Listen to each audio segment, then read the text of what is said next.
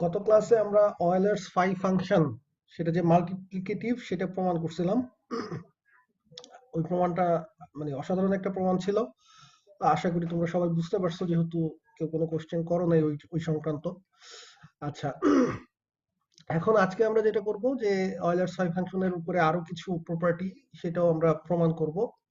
তার আগে প্রথমে এখানে একটা ভ্যালু বের করতে বলা হয়েছে তোমাদের জন্য, ফাই অফ 800 সরি 8100, এটা কিভাবে বের করা যায়।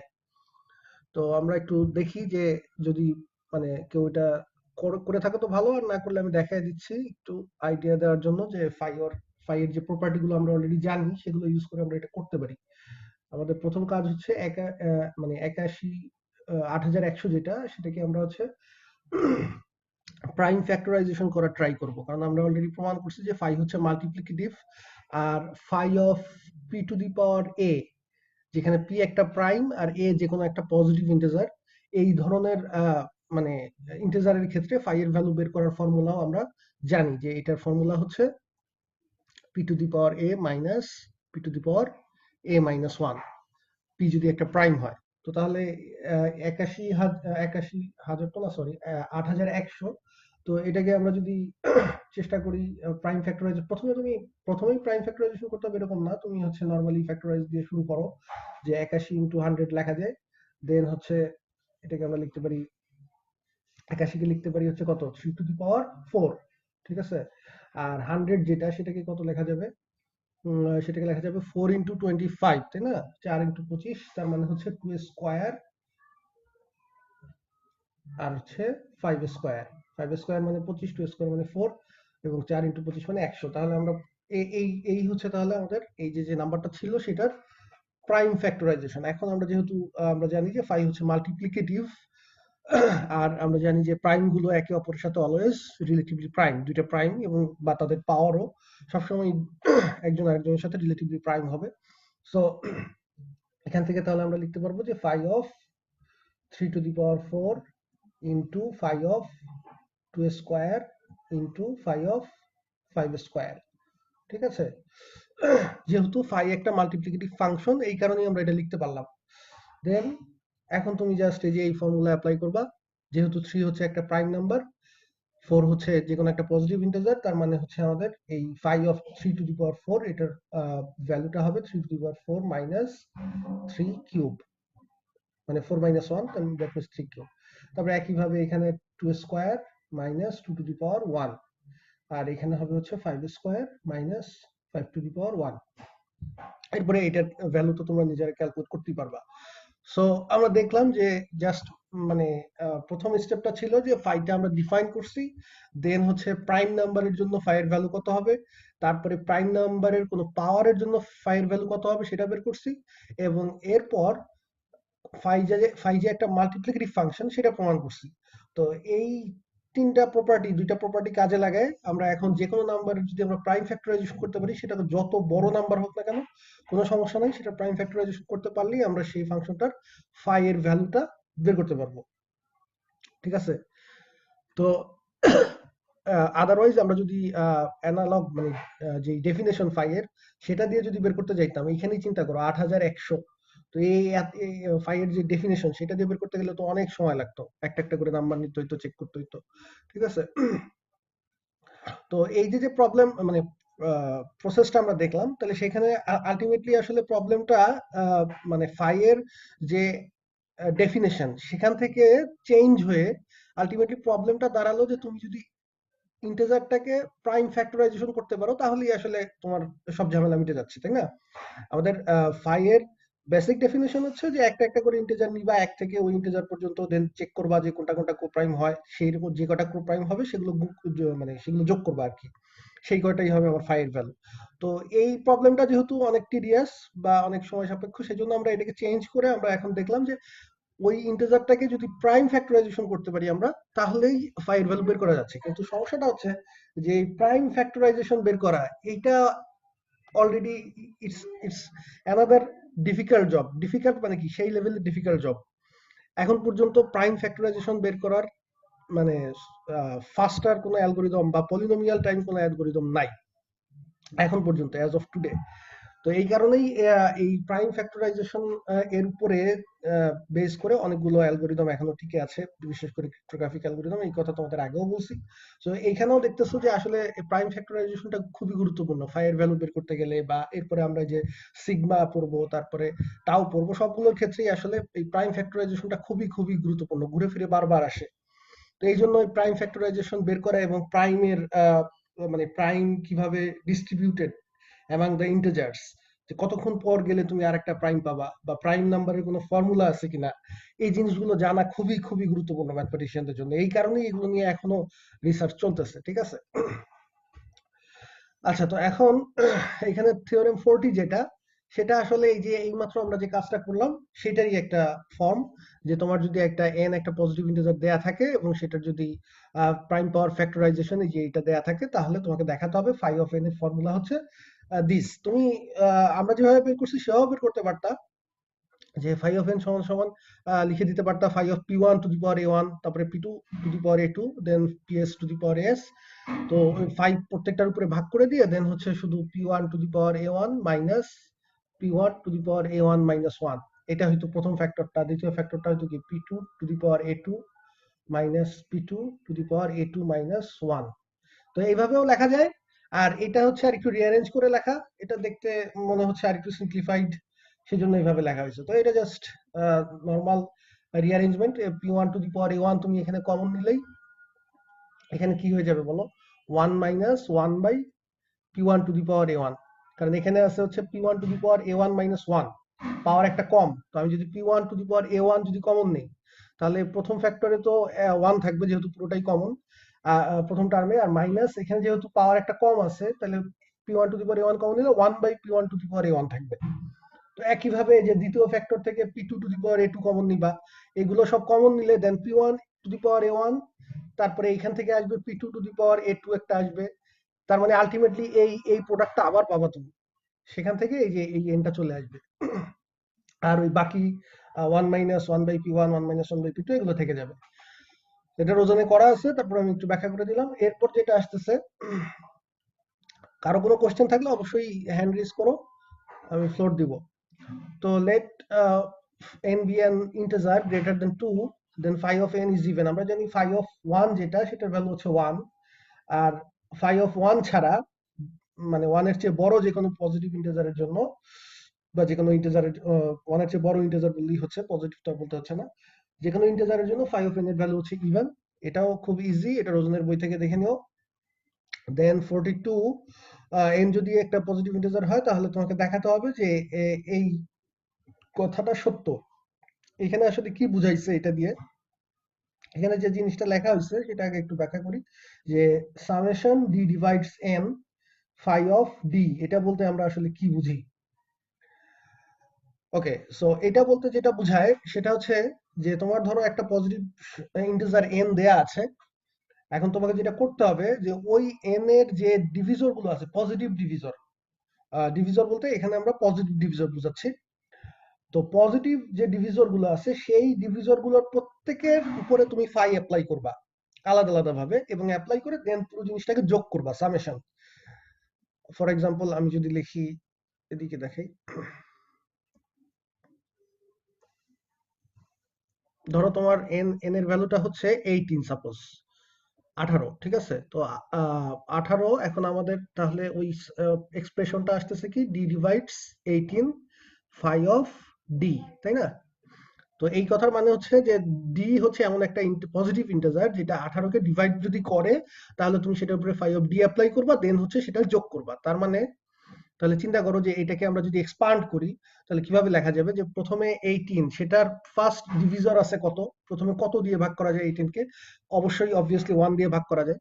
তার মানে আমরা 1 একটা ডি ইজ ইকুয়াল টু 1, এটা একটা, আচ্ছা এখানে না, এখানে লিখি, তাহলে ডি এর ভ্যালু 1 হতে পারে, এটা একটা ভ্যালিড চয়েস।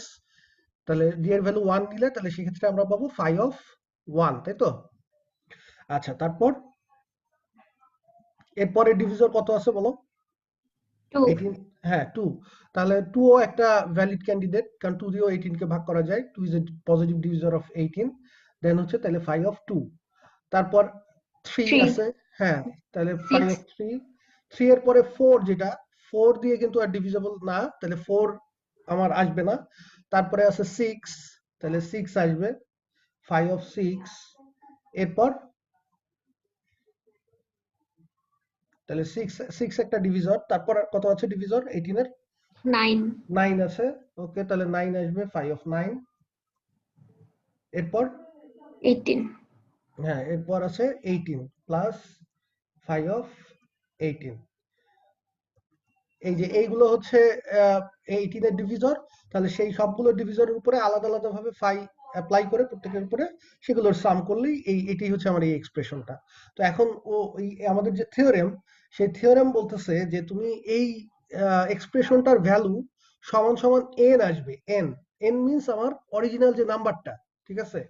দ্যাট মিনস আমাদের থিওরেম গ্যারান্টি দিচ্ছে যে তুমি এটা যোগ করার পরে তুমি 18 পাবা অবশ্যই। এখন তোমার যদি বিশ্বাস না হয় তুমি আলাদা আলাদা ভাবে চেক করে দেখতে পারো। 5 of 1 এর ভ্যালু হচ্ছে 1, 5 of 2 এর ভ্যালু হচ্ছে 2 এর ভ্যালু কত বলো তো? 5 of 2 এর ভ্যালু কথা বল না কেন? 1 হ্যাঁ 1 এক্স্যাক্টলি, তো কথা বলতে হবে তো রে বাবা। আচ্ছা, তারপরে 5 of 5 of 3, 5 of 3 এর ভ্যালু কত? 2 3 এর ভ্যালু, হ্যাঁ 2 এর সাথে 1 এর সাথে 2, তারপর 5 of 6, 2 হ্যাঁ এক্স্যাক্টলি 5 of 6 ও 2, তারপরে 5 of 9, 6 5 of 9, আচ্ছা 9 কি তুমি কি একটা একটা করে গুণে বের করতেছো? 9 মানে কি 3 না স্কয়ার? 6 না স্যার, হ্যাঁ 3 স্কয়ার মাইনাস 3 হ্যাঁ, তার মানে হচ্ছে 6 9 minus 3, তার মানে 6। জি স্যার ওকে, ফর্মুলা তো বলাই আছে। তারপর হচ্ছে 5 of 18, 5 of 18 কত আসবে? 18 মানে কি 9 into 2, 5 এর ফর্মুলা শিখাইলাম কি করতে রে বাবা? 18 মানে হচ্ছে 9 into 2, হ্যাঁ হ্যাঁ তাহলে 9, 5 of 9 into 5 of 2, 5 of 9 হচ্ছে 6, 6 আর আর 5 1 হচ্ছে 1, তাহলে আবার 6। জি স্যার ফর্মুলা তো এই জন্যই শিখাইলাম, এখন ফর্মুলা যদি ইউজ না করো তাহলে হবে? আচ্ছা, তাহলে এখন যোগ করে দেখো তো 18 হয় কিনা। 6 6 12, 13 14 15 16 17 18, ঠিক আছে? এখন এটা শুধু n ইজ ইকুয়াল টু 18 এর জন্য সত্য না, এটা তুমি n এর ভ্যালু যে কোনো কিছু নাও, যে কোনো পজিটিভ ইন্টিজার নাও, সবার ক্ষেত্রেই তুমি দেখবা যে n এর ডিভিজর গুলোর উপরে তুমি আলাদা আলাদা ভাবে ফাই অ্যাপ্লাই করে দেন সবগুলোকে যোগ করলে সামেশনটা অলওয়েজ ওই অরিজিনাল সংখ্যাটাই আসবে। এখন এটাকে ইন জেনারেল কিভাবে প্রমাণ করব? তো প্রমাণটার একটা আইডিয়া দিচ্ছি, মানে শর্টকাটে যতটুকু দেয়া যায়।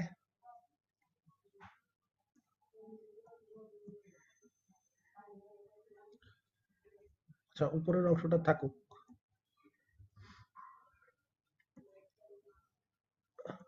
তো ধরে নাও তোমার হচ্ছে যে কোনো একটা পজিটিভ ইন্টিজার n আছে। এখন তাহলে একটু আগে আমরা যে ঘটনাটা ছিল যে n এর যে ধরো কতগুলো ডিভিজর আছে d, ঠিক আছে? যে কয়টা ডিভিজর যে কয়টাই থাকুক, n প্রাইম হলে দুইটা ডিভিজর থাকবে, প্রাইম না হলে অন্য কোনো সংখ্যা হলে একাধিক দুইয়ের বেশি ডিভিজর থাকবে, তিনটা চারটা পাঁচটা হোয়াটএভার। তো যে কয়টা ডিভিজর আছে প্রত্যেকটা ডিভিজরের জন্য আমি একটা ক্লাস সিডি ডিফাইন করব, ঠিক আছে? একটা ক্লাস সিডি হচ্ছে একটা ক্লাস, মানে একটা সেট। এই সেটের মধ্যে সেই ইন্টিজার গুলো থাকবে যারা হচ্ছে এম আর এন এর সাথে যাদের জিসিডি হচ্ছে ডি। এই কথাটা কি খুব বেশি ইয়া লাগতেছে? এখানে 18 জন্য তাহলে একটু দেখাই আমাদের। 18 জন্য n is equal to 18 এর জন্য প্রথম ডিভিজর ছিল কত? d is equal to 1।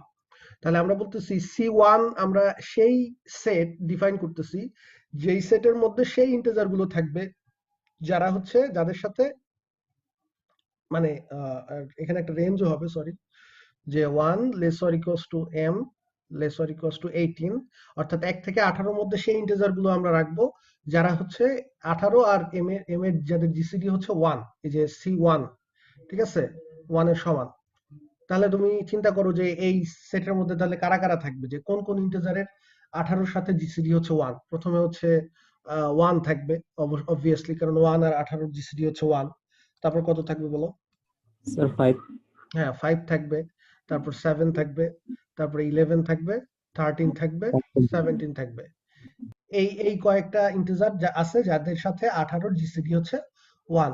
এরপরে আমাদের যে ডিভিজরটা ছিল 2 ছিল, তাহলে একইভাবে C2 আমরা ডিফাইন করব কিভাবে? C2 ডিফাইন হবে যে 1 থেকে 18 এর মধ্যে যে সংখ্যাগুলো ওর সাথে 18 জিসিডি 2, ঠিক আছে?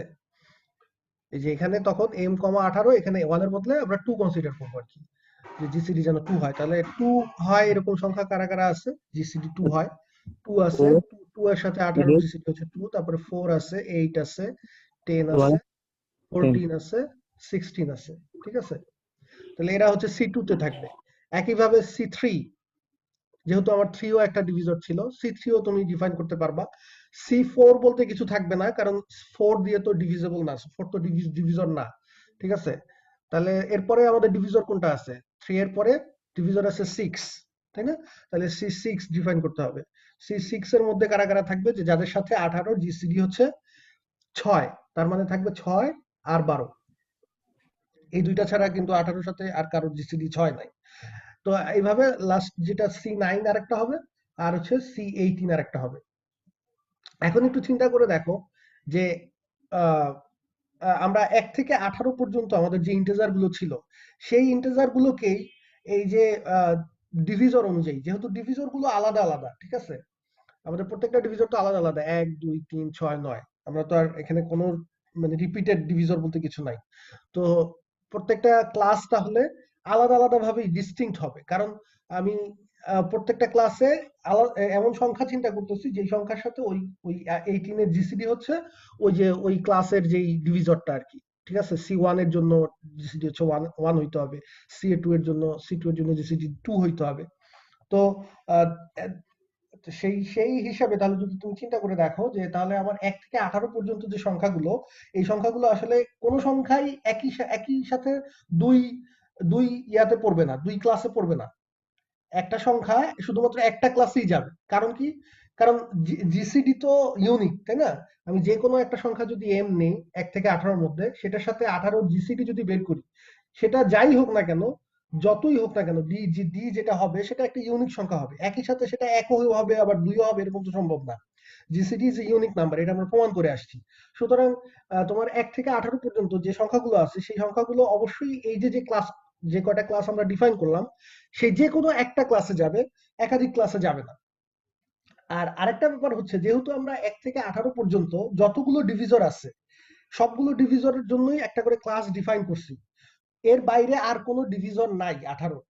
সুতরাং 1 থেকে 18 পর্যন্ত সবগুলো সংখ্যাই কোনো না কোনো ক্লাসে থাকবে, অর্থাৎ কোনো সংখ্যা বাদ পড়বে না, কারণ সবগুলো ডিভিজরকেই আমরা নিছি, ঠিক আছে? কোনো একটা সংখ্যা তুমি যদি 1 থেকে 18 পর্যন্ত কোনো একটা সংখ্যা 18 সাথে নাও, তাহলে সেটার জিসিডি কত হতে পারে? জিসিডি 1 থেকে শুরু করে 1 হতে পারে যদি কো প্রাইম হয় 18 সাথে নাম্বারটা, অথবা 18 কোনো ডিভিজর হবে, তাই না? কারণ জিসিডি মানে কি? দুইটা সংখ্যাকে এম কেও ডিভাইড করে, 18 কেও ডিভাইড করে। তাহলে আমি 18 আর এম এর জিসিডি, সেটার পসিবল ভ্যালু কি কি হতে পারে? এই ডি এর পসিবল ভ্যালু হতে পারে 18 যতগুলো ডিভিজর আছে সবগুলো ডিভিজরের মধ্যেই তো থাকতে হবে, এর বাইরে তো অন্য কিছু হওয়া সম্ভব না। তো যেহেতু আমরা সবগুলো ডিভিজর নিছি, তার মানে 1 থেকে 18 পর্যন্ত প্রত্যেকটা সংখ্যাই কোনো না কোনো একটা ক্লাসে থাকবে। তার মানে আমি যেটা বলতে চাচ্ছি যে এই যে ক্লাসগুলো আমরা ডিফাইন করছি, C1 C2 আপ টু এই যে C18, এই ক্লাসগুলো সবগুলোই হচ্ছে একটা আরেকটার সাথে ডিসজয়েন্ট, অর্থাৎ কোনো কমন মেম্বার নাই তাদের মধ্যে। এবং এই সবগুলোকে তুমি যদি ইউনিয়ন করো, তাহলে আলটিমেটলি তুমি 1 থেকে 18 পর্যন্ত সবগুলো সংখ্যাই পাবা। 1 থেকে 18 পর্যন্ত সবাইকেই পাবা এদেরকে ইউনিয়ন করলে। অর্থাৎ এটাকে আমরা বলি 1 থেকে 18 পর্যন্ত যে সংখ্যাগুলো আছে সেগুলোর একটা পার্টিশন করা বলে ম্যাথমেটিক্সের ভাষায়, যে কারোর সাথে কারো কোনো মিল নাই, আর সবগুলোকে ইউনিয়ন করলে ওই পুরো সেটটা চলে আসতেছে, ঠিক আছে? তো তাহলে 1 থেকে 18 পর্যন্ত সবগুলো আছে। এখন তাহলে তুমি বলো যে এই C1 ক্লাস, যেটা C1 ক্লাসের মধ্যে কয়টা এলিমেন্ট আছে? C1 ক্লাসের মধ্যে দেখো 1 2 3 4 5 6টা এলিমেন্ট আছে, ঠিক আছে?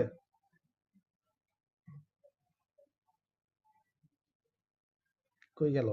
হ্যাঁ, এখানে 6টা এলিমেন্ট আছে। তাহলে সেটাকে আমরা এইভাবে দেখাতে পারি কিনা? আমরা এখানে দেখাইছিলাম যে C1 এর মধ্যে হচ্ছে M, 18 জিসিডি যাদের 1 তারা আছে, তাই তো? এটা বোঝা যাচ্ছে কিনা? জি স্যার।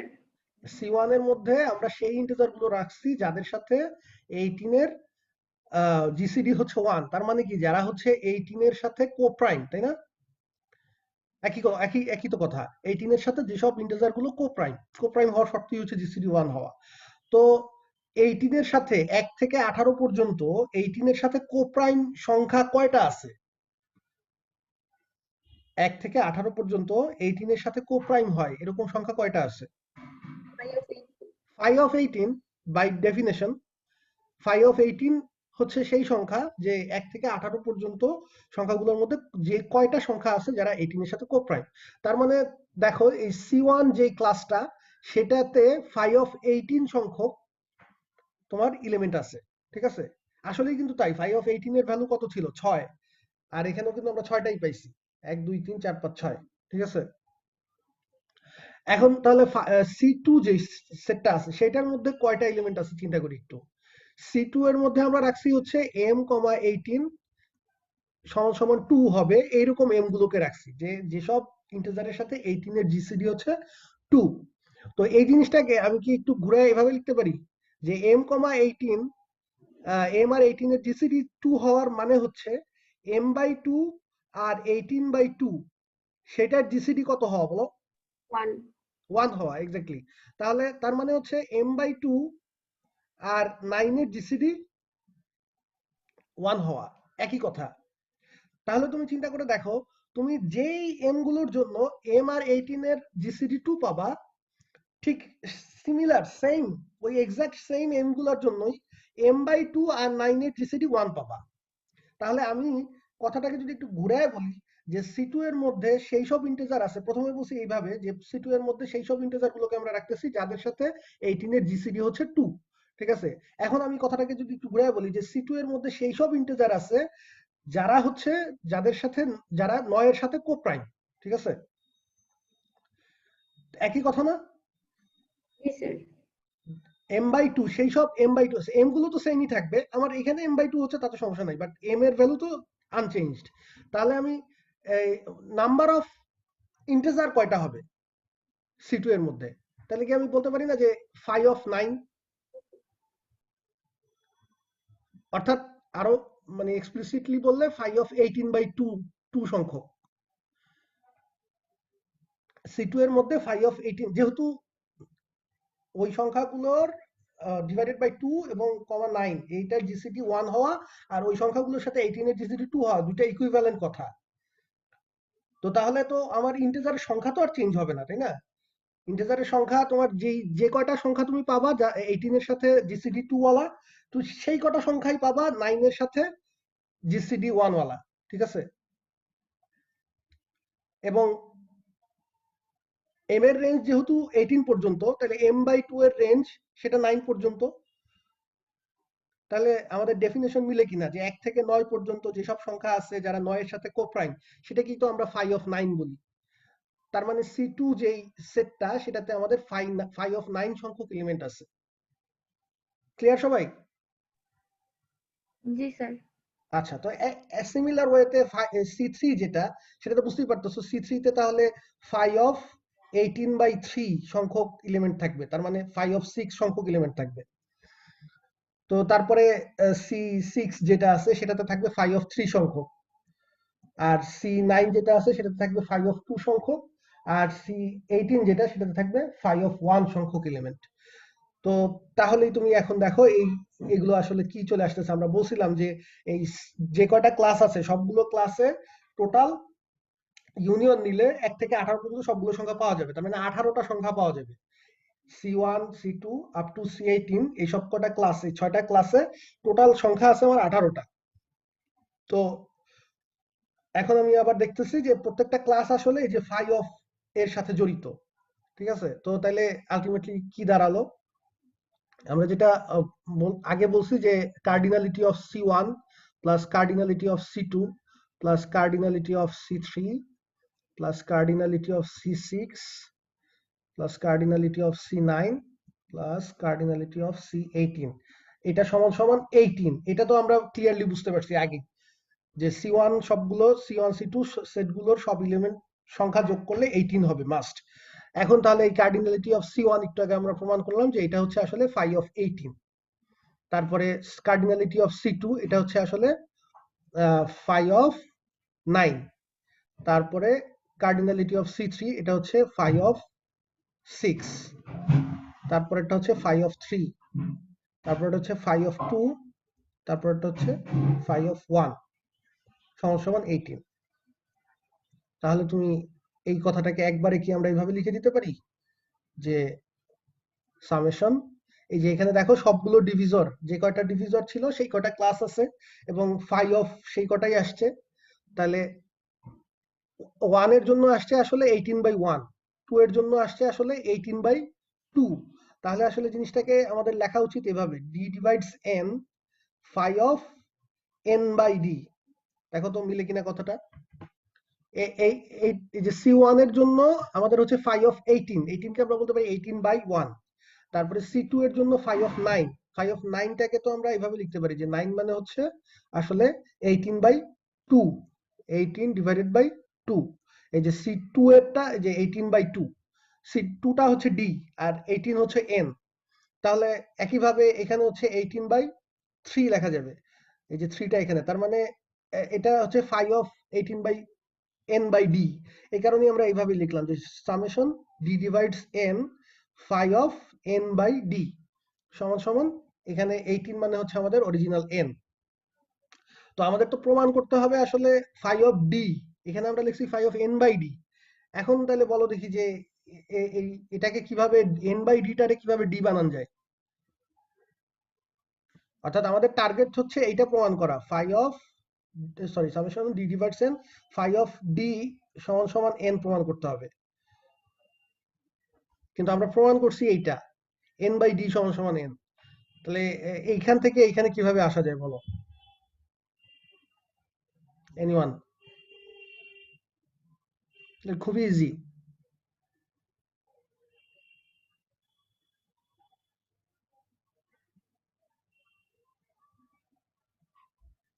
কারো কোনো আইডিয়া নাই নাকি আমার কথা শোনা যাচ্ছে না, কোনটা?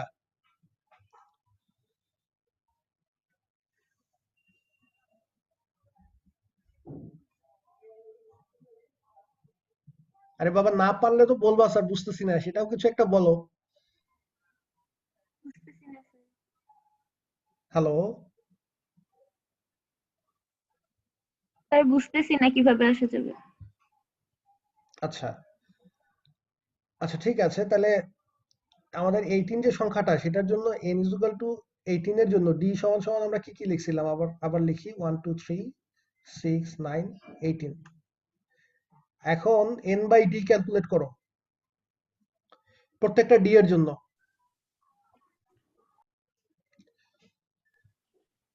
Sir, 18, 9, হ্যাঁ, 18 6, 9, তারপর কত 6 3, 3 2 2, 1। 1. মানে দুইটার দিকে তাকাও ভালো করে। স্যার উল্টা ভাবে আসছে। এক্স্যাক্টলি এটাই বলতেছি, যেহেতু তোমার ডিভিজর গুলো, কারণ আমাদের একটা ডিভিজর পাওয়া মানে তার করেসপন্ডিং আরেকটা পাওয়া, ঠিক আছে? ডিভিজর তো সবসময় পেয়ার পেয়ার করে বের হবে। তো এই জন্য তুমি একদিক থেকে শুরু করলে আলটিমেটলি ওই n/d টা হবে অন্য দিক থেকে। সো এই দুইটা আসলে ইকুইভ্যালেন্ট। সো তার মানে আমাদের 18 এর জন্য আমরা জিনিসটা প্রমাণ করলাম। তাহলে অরিজিনাল যেই প্রমাণটা ইন জেনারেল সেটাও আসলে এইভাবেই আগাবে, যে আমাদের সিডি একটা সেট ডিফাইন করতে হবে, যেন এখানে তাহলে একটু ইয়ে করে লিখি যে সিডি একটা সেট ডিফাইন করতে হবে যে m such that 1 less or equals to m less or equals to 18 and m comma gcd m comma 18, এটা হচ্ছে d। এইভাবে আমরা ইন জেনারেল বলে দিলাম যে সিডি একটা ক্লাস ডিফাইন করবো, একটা না, যে কয়টা ডিভিজর আছে প্রত্যেকটা ডিভিজরের জন্য এরকম সিডি নামে একটা ক্লাস আমরা ডিফাইন করব। তারপরে এই কথার মানে হচ্ছে আসলে m কমা 18 এটা যদি d হয়, জিসিডি যদি d হয়, তাহলে আসলে m/d আর 18/d, 18 তো না, আবার 18 লিখতেছি কেন, এখানে তো ইন জেনারেল n লিখবো। আচ্ছা, এখানে হচ্ছে n, এখানেও হবে n, তাহলে এখানেও আমার আসবে হচ্ছে n। m/d n/d সমান 1, একই কথা। এই দুইটা আসলে ইকুইভ্যালেন্ট। তাহলে আমরা তখন বলবো যে প্রত্যেকটা সি অফ ডি তে তাহলে কত সংখ্যক এলিমেন্ট আছে, যেহেতু আমরা দেখতে পাচ্ছি যে m by d n by d এর সাথে কোপ্রাইম হইতে হবে, তার মানে প্রত্যেকটা সিডি ক্লাসে 1 থেকে n বাই ডি পর্যন্ত সংখ্যা আছে যারা n বাই ডি এর সাথে কোপ্রাইম, তার মানে অর্থাৎ phi of n by d সংখ্যক এলিমেন্ট আছে প্রত্যেকটা সিডি এর, বা অন্যভাবে বললে কার্ডিনালিটি অফ সিডি সমান সমান phi of n by D. আর যেহেতু সিডি গুলো হচ্ছে ডিসজয়েন্ট, একটার সাথে আরেকটার কোনো মিল নাই, আর আর হচ্ছে সিডি গুলো সব ইউনিয়ন করলে আমাদের ওই অরিজিনাল 1 থেকে 18 1 থেকে n পর্যন্ত সবগুলো সংখ্যাই আসবে। তাহলে এই সবগুলো সিডি এর কার্ডিনালিটি আমরা যদি যোগ করি তাহলে অবভিয়াসলি n পাবো, দ্যাট মিন্স প্রমাণ হয়ে গেল। ওকে, সো এখন আসো নেক্সট একটা কনসেপ্ট অলরেডি আমরা এর মধ্যে পড়ে ফেলছি, এটা বুঝতে এখন আর কষ্ট হবে না। সামেটরি ফাংশন যেটাকে বলা হয়, সামেটরি ফাংশন হচ্ছে তোমার এফ যে কোনো একটা অ্যারিথমেটিক ফাংশন যদি দেয়া থাকে, তাহলে সেই ফাংশনটার সামেটরি ফাংশন কাকে বলা হয়, সেটা হচ্ছে যে নতুন আরেকটা ফাংশন, এই স্মল এফ, এটাকে আমরা বলতেছি যে কোনো একটা অ্যারিথমেটিক ফাংশন, সেই অ্যারিথমেটিক ফাংশনের উপরে বেস করে আমি একটা ক্যাপিটাল এফ সামেটরি ফাংশন ডিফাইন করতে পারি। ডেফিনেশনটা হবে হচ্ছে এইরকম, যে ক্যাপিটাল এফ অফ এম এটাও একটা অ্যারিথমেটিক ফাংশন, এটা ডেফিনেশনটা হচ্ছে যে এইটা সমান সমান যে summation D divides N F of D, অর্থাৎ তুমি ওই যে স্মল এফ গুলো কোনো একটা ইন্টিজার নিবা, সেই ইন্টিজারের যতগুলো ডিভিজর আছে সেই প্রত্যেকটা ডিভিজরের উপরে স্মল এফ অ্যাপ্লাই করে সেগুলোকে যোগ করবা, ঠিক আছে, যে কয়টা ডিভিজর আছে f of d one d two, এই যোগ করলে যে ভ্যালুটা হবে সেটাকেই আমরা বলবো ক্যাপিটাল এফ অফ এন, ঠিক আছে। তার মানে আমাদের এই ছোট স্মল এর জন্য আমরা একটা নতুন আরেকটা ফাংশন, যে অ্যারিথমেটিক ফাংশনটা ছিল সেটার জন্য নতুন আরেকটা ফাংশন ডিফাইন করলাম। প্রত্যেকটা পজিটিভ ইন্টিজারের জন্যই এটা তুমি ডিফাইন করতে পারবা, কারণ প্রত্যেকটা ইন্টিজারই তো ডিভিজর আছে, এমন কোনো ইন্টিজার নাই যেটার কোনো ডিভিজন নাই, ইভেন প্রাইম নাম্বার হলেও সেটা দুইটা ডিভিজর আছে, এক আর ওই সংখ্যা নিচে, ঠিক আছে। সো তুমি যে কোনো পজিটিভ ইন্টিজারের জন্যই F of N, capital F of n এটা ডিফাইন করতে পারবা। তাহলে দেখো একটু আগে আমরা যে ফাই এর যেই ঘটনাটা মানে প্রমাণটা পড়ে আসছি, সেইখানে কিন্তু যে এই লেখাটাই ছিল, ঠিক আছে, ওখানে ফাই অফ ডি ছিল। এখন আমরা ইন জেনারেল যে কোনো ফাংশনের জন্য পড়তেছি, তো এই ক্যাপিটাল এফ এন যেটা, সেটাকে আমরা বলি হচ্ছে সামেটরি ফাংশন। এই যে এখানে একটা সামেশন সাইন আছে, ওখান থেকে নামটা আসছে যে সামেটরি ফাংশন অফ স্মল এফ, ঠিক আছে। এরপরে একটা নোট দেওয়া আছে, দেখো যে তুমি চাইলে এই যে ডেফিনেশনটা সেটাকে এভাবেও ডিফাইন করতে পারো। এটা কি আর এখন এক্সপ্লেইন করা লাগবে? এটা কি এক্সপ্লেইন করতে হবে না যে স্যার। কেন? তাহলে কেন এক্সপ্লেইন করতে হবে না সেটা বলো। শুনতে পাচ্ছি না আমি। মানে স্যার ডি আর এন বাই ডি তো আর কি সেম হ্যাঁ, নাম্বার আসবে তাই। এক্স্যাক্টলি, হ্যাঁ, সেই জন্যই একটু আগেই এটা ব্যাখ্যা করছি। তো চাইলে এইভাবে ডিফাইন করা যায়, এইভাবে ডিফাইন করা যায়। ওকে, আচ্ছা, থিওরেম 13, দ্য সামেটরি ফাংশন, 13 না সরি 43, এটা কি লেখা আছে, the summatory function of Euler's phi function is the identity function. বলো দেখি এটা কিভাবে প্রমাণ করবা।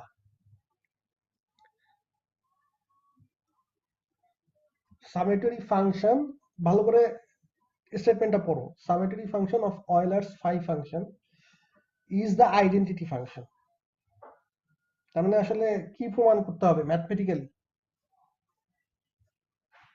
মানে এই কথাটাকে আমি যদি ম্যাথমেটিক্যালি লিখি তাহলে কি প্রমাণ করতে হবে সেটা বলো।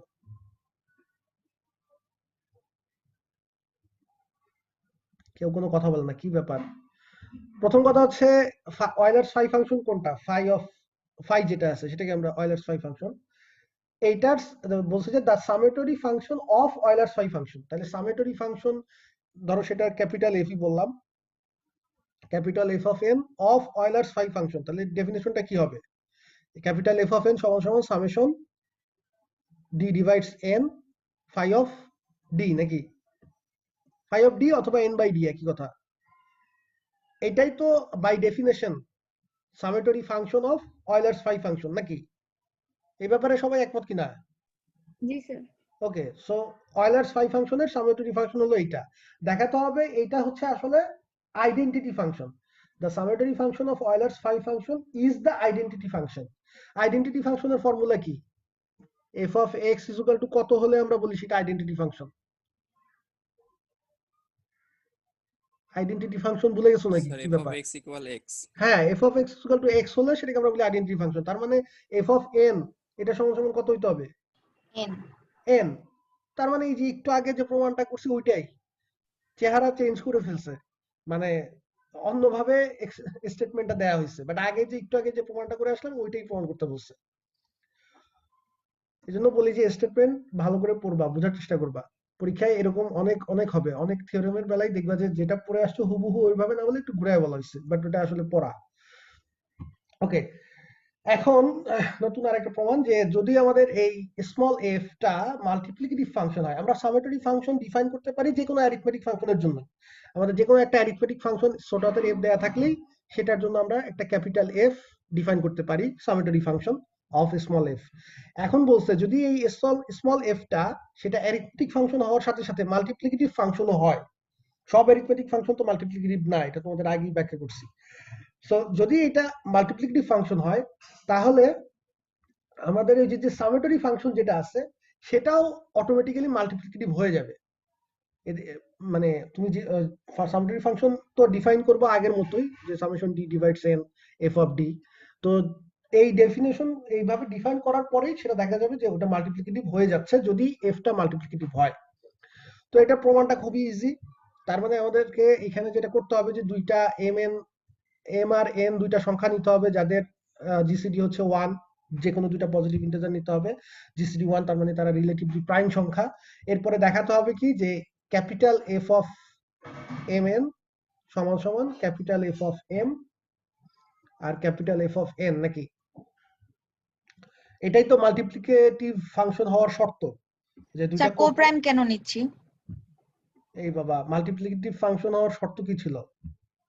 ও আচ্ছা আচ্ছা। হ্যাঁ, তো কোপ্রাইম মানে মাল্টিপ্লিকেটিভ এর ডেফিনেশন অনুযায়ী তো যে দুইটা সংখ্যা কোপ্রাইম হইলে তাদের গুণফলের উপরে তুমি যদি এফ অ্যাপ্লাই করো যা পাবা, আলাদা আলাদা ভাবে তাদের উপরে এফ অ্যাপ্লাই করে গুণ করলেও তাই পাবা। ঠিক আছে, এটা তো ওই কন্ডিশনের কারণে নেওয়া। ঠিক আছে, তো এই জন্য এম এন দুইটা রিলেটিভলি প্রাইম পজিটিভ ইন্টিজার নিলাম। এখন আমরা চেক করতে চাচ্ছি যে এই কথা সত্য হয় কিনা। এটা যদি সত্য হয়ে যায় তাহলে তো আমার প্রমাণ হয়ে গেল যে ক্যাপিটাল এফটা একটা মাল্টিপ্লিকেটিভ ফাংশন। এখন capital F of m n এটা সমান সমান এটা লেখা যায় কিনা by definition? Yes or no, কিছু একটা বলো। জি স্যার যায়। হ্যাঁ, ডেফিনেশন এখানে এখানে হচ্ছে কি ছিল, সরি, ওকে, এখানে হচ্ছে ক্যাপিটাল এফ অফ এন, এটা মানে হচ্ছে ডি ডিভাইডস এন, তাহলে capital F of m n মানে হচ্ছে ডি ডিভাইডস এম এন হবে জাস্ট এখানে। আচ্ছা, ওকে, এরপরে আমরা যেটা করলাম, এই লাইনটা কিভাবে আসলো চিন্তা করে দেখো। এটা হচ্ছে তোমাদের এই লেমা ছিল একটা, এই রোজনের বইতে খুললেই পেয়ে যাবা, যে এম এন যেহেতু কোপ্রাইম সংখ্যা, এম আর এন যদি দুইটা কোপ্রাইম সংখ্যা হয় তাহলে তাদের এই যে গুণফল এম এন সেটার যে কোনো একটা ডিভিজর, ধরো ডি, ডি একটা সংখ্যা যেটা হচ্ছে এম এন কে ডিভাইড করে, ডি ডিভাইডস এম এন। এই ডিটাও আসলে দুইটা ডিভিজরে ভাগ করা যাবে, ডি এর দুইটা ফ্যাক্টর থাকবে, ডি ওয়ান ডি টু, যেখানে ডি ওয়ানটা হবে এম এর ডিভিজর আর ডি টুটা হবে হচ্ছে এন এর ডিভিজর। কথা বুঝতেছো কিনা? এম এন যদি দুইটা, যে কোনো দুইটা রিলেটিভলি প্রাইম সংখ্যার জন্য এই কথা সত্য, যে তুমি চেক করে একটা দুইটা নিয়ে চেক করে দেখতে পারো। আর আমি ইন জেনারেল বলতেছি, যে কোনো দুইটা রিলেটিভলি প্রাইম সংখ্যাকে গুণ করে যে সংখ্যাটা পাবা সেটা তুমি যে কোনো দুইটা একটা যদি ডিভিজন নাও, সেই ডিভিজরটা আসলে আলটিমেটলি দেখা যাবে যে এই এম এম আর এন এর দুইটা আলাদা আলাদা ডিভিজরের গুণফল ওই ডিভিজরটা নিজে। ঠিক আছে, তো এই কারণে আমরা এখানে এইভাবে লিখলাম যে ডি যেহেতু এম এন এর ডিভিজর, তাহলে আলটিমেটলি আসলে ডি হচ্ছে দুইটা ডিভিজরের গুণফল, যেখানে ডি ওয়ানটা হচ্ছে এম এর ডিভিজর আর ডি টুটা হচ্ছে এন এর ডিভিজর। এই যে ডি এর বদলে লিখে দিলাম d one into d two. ঠিক আছে, ওকে, দেন তাহলে এই জিনিসটা এখন এই এই লাইন থেকে পরের লাইন এটা তো খুব ইজিলি চলে আসতেছে, কারণ আমরা জানি যে আমাদের দেওয়াই আছে স্মল এফ যেটা সেটা একটা মাল্টিপ্লিকেটিভ ফাংশন।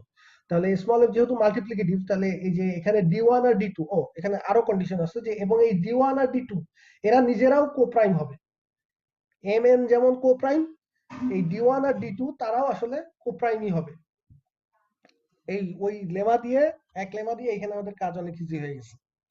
তো এই d1 d2 যেহেতু কোপ্রাইম, সুতরাং আমরা f যেহেতু multiplicative by definition of multiplicative function, তাহলে এই এফটাকে আলাদা আলাদা ভাবে d1 এর উপরে অ্যাপ্লাই করতে পারি আর d2 এর উপরে অ্যাপ্লাই করতে পারি। তো এরপর যেটা করছে যে এই জিনিসটাকে আলাদা আলাদা ভাবে দুটা ওই যে ডিস্ট্রিবিউটিভ ল যেটা মানে অ্যাডিশন ইজ সরি অ্যাডিশন না হ্যাঁ মাল্টিপ্লিকেশন আর অ্যাডিশনের যে একটা আরেকটার উপরে ডিস্ট্রিবিউট করে দেয়া যায়, সেই ফর্মুলাটা এখানে অ্যাপ্লাই করছে। আমি দেখাচ্ছি।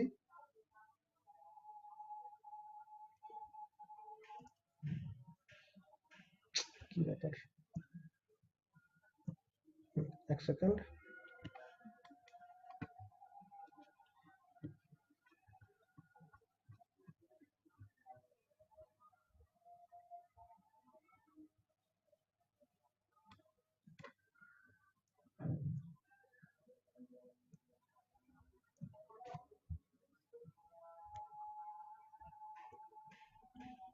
এখানে এই যে এইটা যেটা সেটা হচ্ছে ধরো এখানে তোমার আছে সামেশন, আমি এক্সাম্পল দিলে বুঝতে পারবা। d1 ডিভাইডস m হচ্ছে ধরো হচ্ছে তোমার 4 আর n হচ্ছে 15 সাপোজ। তার মানে এই কথাটার মানে হচ্ছে f of d1 f of d2, এটা তো যা আছে তাই থাকলো। তার মানে এই সামেশনটা তাহলে এক্সপান্ড করলে কি পাবা, যে d1 হচ্ছে 4 এর ডিভিজর হইতে হবে আর d2 হচ্ছে 15 এর ডিভিজর হইতে হবে। এই ধরনের যতগুলো তুমি d1 d2 পাবা, সেই d1 d2 এর জন্য তুমি এরকম এই যে f of d1 f of d2 calculate করে সেগুলোর সাম করবা, তাই না? তো তার মানে তুমি এটাকে এক্সপান্ড করলে আসলে কি লেখা যাবে, যে এই d1 4 এর ডিভিজর d1 যে কয়টা আছে প্রত্যেকটার জন্য f of d1 একটা করে চয়েস আছে, তাই না? 4 এর যে কয়টা ডিভিজর আছে, একইভাবে 15 এর যে কয়টা ডিভিজর আছে প্রত্যেকটার জন্যই তো মানে d2 এর ততগুলো চয়েস হবে। তো তাহলে এটাকে আসলে এই আমি যখন এক্সপান্ড করব তখন নাম্বার অফ পসিবল কয়টা টার্ম হবে, আমি যদি আলাদা আলাদা করে লিখি, যে ধরো একটা ফিক্সড ধরলা d1 এর একটা ডিভিজর 4 এর একটা ডিভিজর কত 1, তাহলে f of 1 একটা টার্ম অবশ্যই থাকবে f of 1। এরপর এটার সাথে f of d2, d2 টা হচ্ছে 15 এর ডিভিজর। এখন 15 এর ডিভিজর কয়টা আছে, 15 এর ডিভিজর একটা আছে হচ্ছে 1, তারপরে আবার এই 1টাকে ফিক্সড রাখলাম, আবার আরেকটা হবে কি এখানে প্লাস সাইন হবে, কারণ প্রত্যেকটা এরকম মাল্টিপ্লিকেটিভ টার্মের সাথেই তো আরেকটা আগের টার্মের সাথে আরেকটা টার্ম যোগ করতে হবে যতভাবে পসিবল। তো তাহলে আবার f of 1 ইনটু এরপরে 15 এর সেকেন্ড ডিভিজর কত আছে, সেকেন্ড ডিভিজর আছে 3, ঠিক আছে? তারপরে f of 1 ইনটু এরপরটা কত হবে বলো, f of 5। আমি 4 এরটাকে ফিক্সড রেখে আগে 15 এর গুলো দেখাচ্ছি একটা 4 এর জন্য, 4 এর একটা ডিভিজরের জন্য 15 এর সবগুলো ডিভিজর শেষ করতেছি আর কি। তো তারপরে ফাইনালি কত হবে, f of 1 into f of এরপরে আছে 15, আর তো নাই। বোঝা গেছে কিনা? এটা গেল হচ্ছে এই শুধু d1 ইকুয়ালস টু 4, মানে 4 এর একটা ডিভিজর d1 হচ্ছে 1, সেই 1 এর সাথে এরকম আমি 4টা কম্বিনেশন পাবো। এরপরে আরো তো বাকি আছে, 4 এর তো সবগুলো ডিভিজর এখনো শেষ হয় নাই। 4 এর এরপরে আরেকটা ডিভিজর কত পাবা, 1 এর পরে 4 এর ডিভিজর আছে 2, তাহলে 2 এর সাথে আবার f of 1 একটা পাওয়া যাবে, তারপরে 2 এর সাথে f of 3 একটা পাওয়া যাবে, তারপরে 2 এর সাথে f of 5 একটা পাওয়া যাবে, দেন ফাইনালি f of 2 এর সাথে f of 15 পাওয়া যাবে। আইডিয়াটা বুঝতেছো কিনা? এখন তাহলে তুমি যদি এই f of 1টা পুরোটা থেকে কমন নিয়ে নাও, আমি আর বাকিগুলো দেখালাম না, 2 এর এরপরে 4 এর এরপরে ডিভিজর আছে কত, আরেকটা আছে, এরপরে আরেকটা হবে হচ্ছে f of 4, f of 4 এর জন্য এরকম সবগুলো, এরপরে আর পাওয়া যাবে না, এই কটাই তো পাওয়া যাবে, এটা তো বুঝতে পারতেছো। কারণ আমার নাম্বার অফ পসিবল চয়েস হচ্ছে 4 এর যে কয়টা ডিভিজর আর 15 এর যে কয়টা ডিভিজর তাদের গুণফলই তো হবে total number of choice.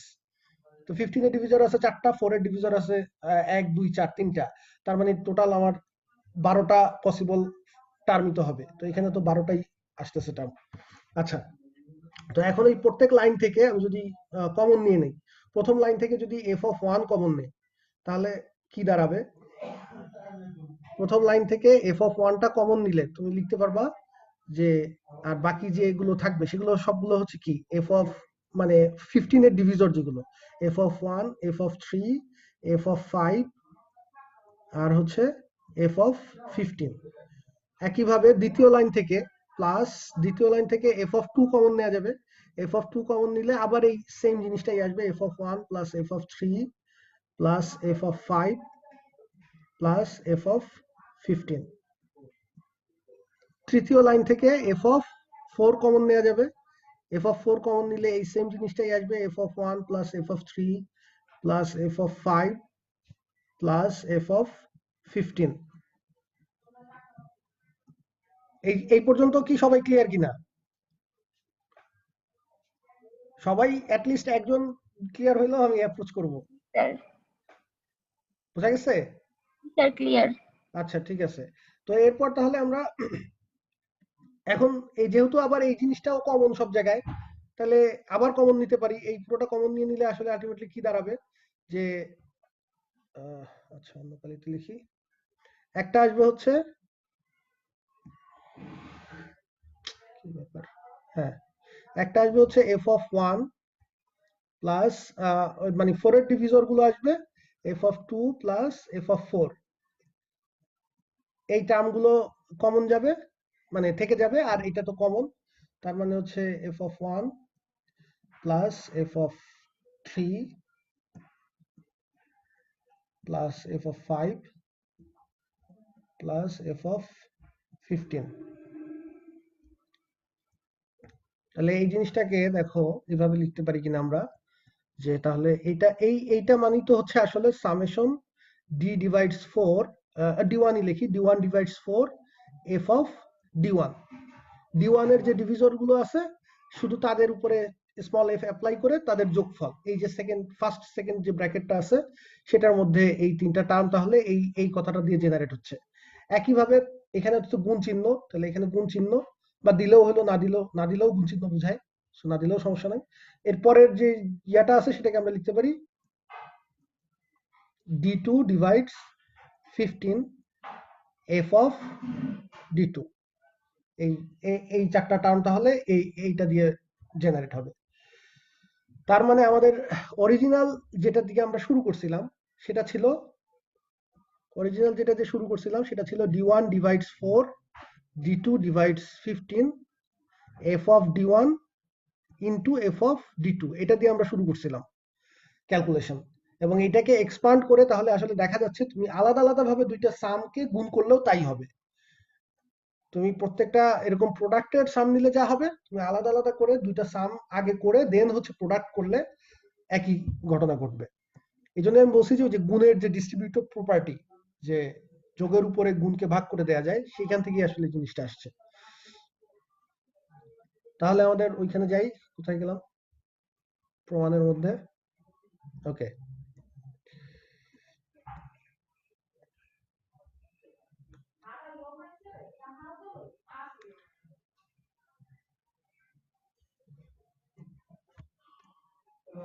Okay, so এই যে এই টার্মটাকে এই কারণেই এই পরে এইখানে এই টার্মে দেখো দুই ভাগে ভাগ করে দিচ্ছে, সামেশনটাকে দুইটা সামেশন আকারে আলাদা আলাদা করে লিখে তাদের গুণফল আকারে লিখছে, এখানে হচ্ছে গুণ চিহ্ন।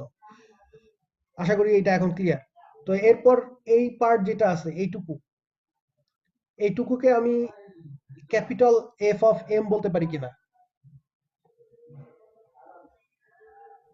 জি স্যার লিখা যায়। বাই ডেফিনেশন এটা মানেই হচ্ছে আমার ক্যাপিটাল এফ এম, আর এইটুকু মানে হচ্ছে ক্যাপিটাল এফ এম। তাহলে আমাদের প্রমাণ হয়ে গেল, আমরা capital F of m n থেকে শুরু করে আলটিমেটলি দেখলাম যে এটা আসলে capital F of m into capital F of n এটা সমান। তাহলে প্রমাণ হয়ে গেল যে এটা একটা সামেটরি ফাংশনটাও আসলে মাল্টিপ্লিকেটিভ। আচ্ছা next, sum and number of divisors, এগুলো কি আজকে যাব?